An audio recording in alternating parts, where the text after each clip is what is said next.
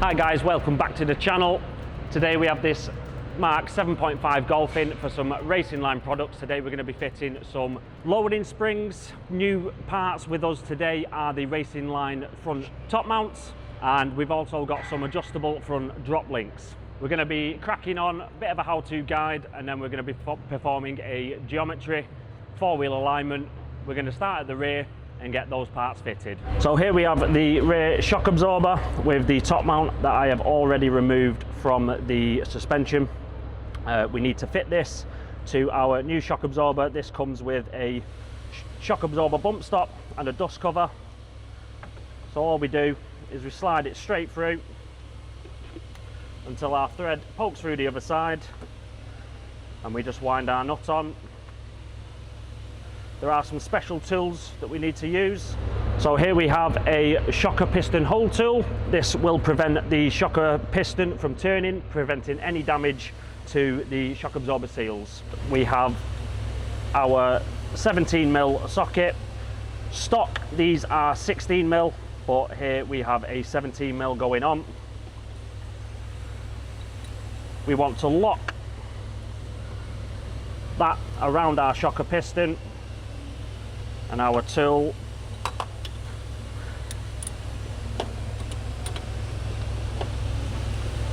for tightening the nut up.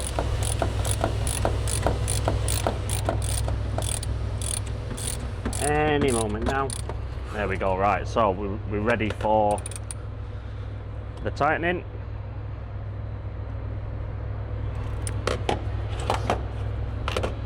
So once you've nipped your nut up, your securing nut, on goes the dust cap to prevent any dust, dirt or moisture affecting that thread.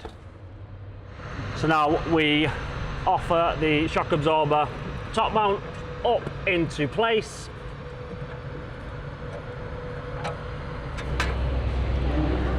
Now that the two top mount bolts are in, we're going to torque them down to 50 Newton meters plus a 45-degree torque angle.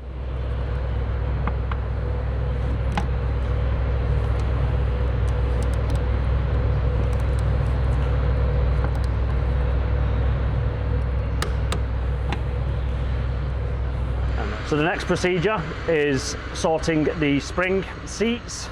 So we need to make sure that the spring is upright, and the bottom spring seat needs to locate up against this rubber piece like so,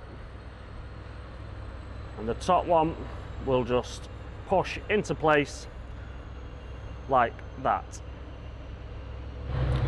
So as you can see on the bottom of the spring seat, we have a rubber locator which does need to go through the pan arm through a specific hole to locate the spring. So now we need to use our hydraulic strut to jack this up into place. Now we just need to feed the bolt through that side to hold the bottom of the shock absorber in place. The next part would be to fit my other bolts for the rear roll bar drop link and the knuckle here at the rear, torque them down to spec with the hydraulic press pressing up on the suspension to act as if the car is sat on the ground.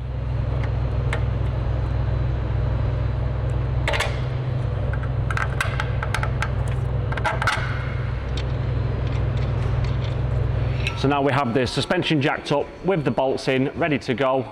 These have a torque setting. The bottom of the shock absorber is 70 Newton meters plus 180 degrees. The bottom of the knuckle is the same, 70 Newton meters plus 180 degrees. And the 13mm bolt and nut for the stabilizer drop link is 20 Newton meters plus 180 degrees.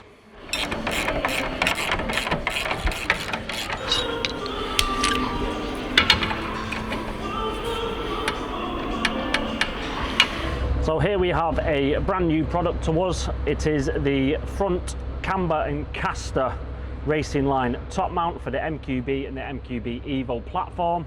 So this product has been designed specifically to enhance the negative camber and the caster angle to produce a sharper steering response, maximised tyre contact on the road surface. The first visible notice is that the hole for the shock absorber is really off centre compared to the stock top mount.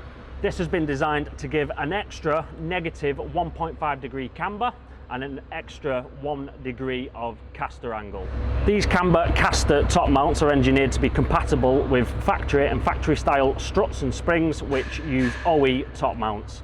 They are a direct OEM replacement specifically for MQB and MQB Evo platforms, ensuring straightforward installation with no permanent modification required. So your factory bearing has this recess cutout that needs to be married up with the top mount rubber locator to ensure correct seating of the top mount. Now our dust cover needs to locate correctly into the bearing, and it just pushes in like that. So from the old suspension we have the front spring rubber seat which needs to locate onto the shock absorber like so. Now we fit the spring up against its end stop. The factory bump stop now needs to go on and just presses onto the shocker shaft. Now we fit our top mount bearing and dust cover to the shock absorber until the thread pokes through the top mount. So just like the rears, we now need a special tool which holds the centre of the shock absorber piston shaft, just to, again to stop the piston from turning, potentially destroying any seals.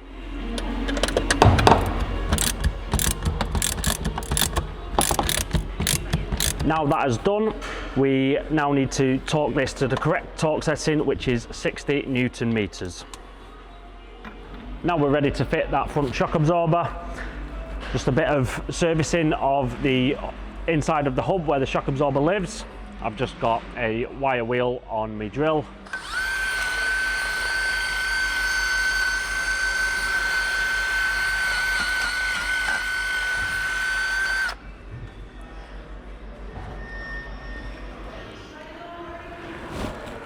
With these top mounts, you are supplied new top mount bolts, which are much shorter than the stock bolts.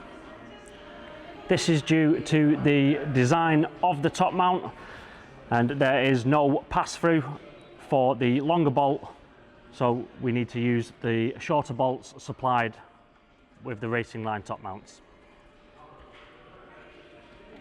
The factory torque setting for these three 13mm bolts is 20 Newton meters.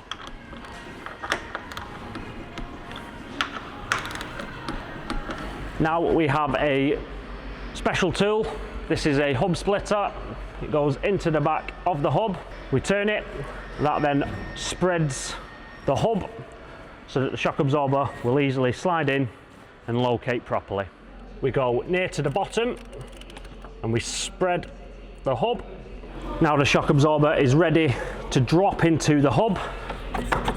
Now that the shock absorber is in place and inside the hub, and we know that because of the witness underneath, we're now going to fit our pinch bolt, which comes in from the rear, and the nut goes on the other side. The torque setting for this nut is 70 Newton meters plus 180 degrees.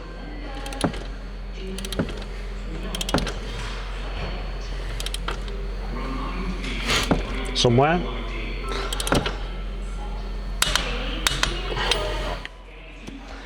Here we're going to replace these stock anti-roll bar drop links for the RacingLine adjustable drop links. So out of the box they come with a ball joint plastic protective cover. We no longer need that. We're going to set these up as stock length, as this vehicle is not used on track. So here we're going to measure from the centre of the ball joint to the centre of the bottom ball joint, 33 centimetres, 330 mil. We can now wind our ball joints out to get the desired length. And that was too far.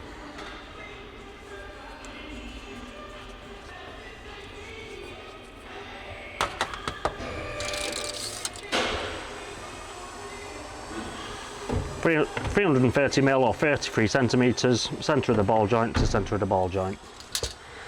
We now take our locking nuts and run them up against the body of the drop link. What we need to do is just to make sure that the ball joints are pointing in the same direction as the one we have removed. And using an 18 and a 19mm spanner, the 18mm spanner will hold the body of the drop link, and the 19mm spanner to tighten up the locking nut at both ends. With these drop links, they come with locking nuts. They have a serrated edge. So the idea is so that the serrated edge digs into the roll bar and it can't wind itself off.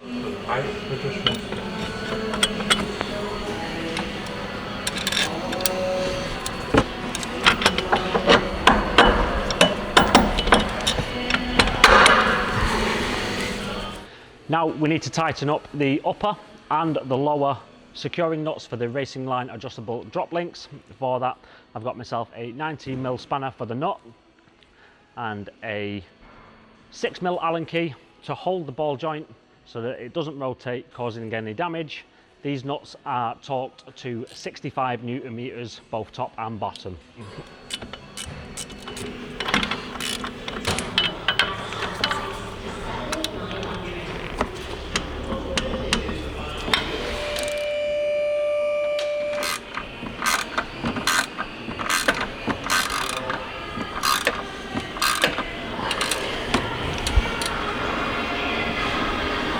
Now this is done, it's just a case of tidying up a few bits. I've got a brake line and some wiring here that just needs clipping back in place.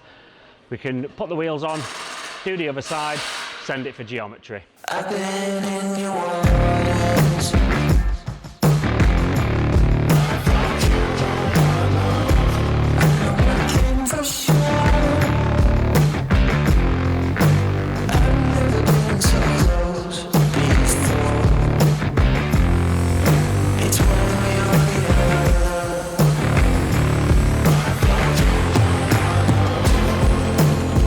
So this particular vehicle has the RacingLine stud and nut kit, of which we tighten these studs down to the manufacturer's specification of 120 Newton meters.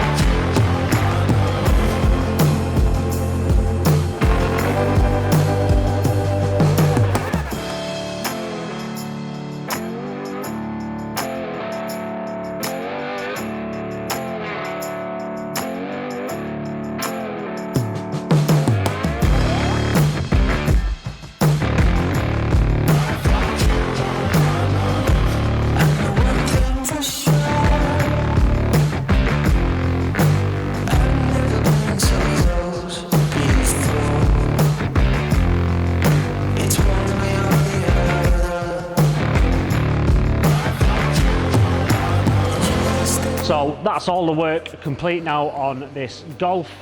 It's just had its geometry done. I'm about to take it out on road test, make sure it's driving in a straight line. If you're interested in any RacingLine products or any other products that we offer, then please don't hesitate to get in contact with any of the team here at Awesome. See you in the next video.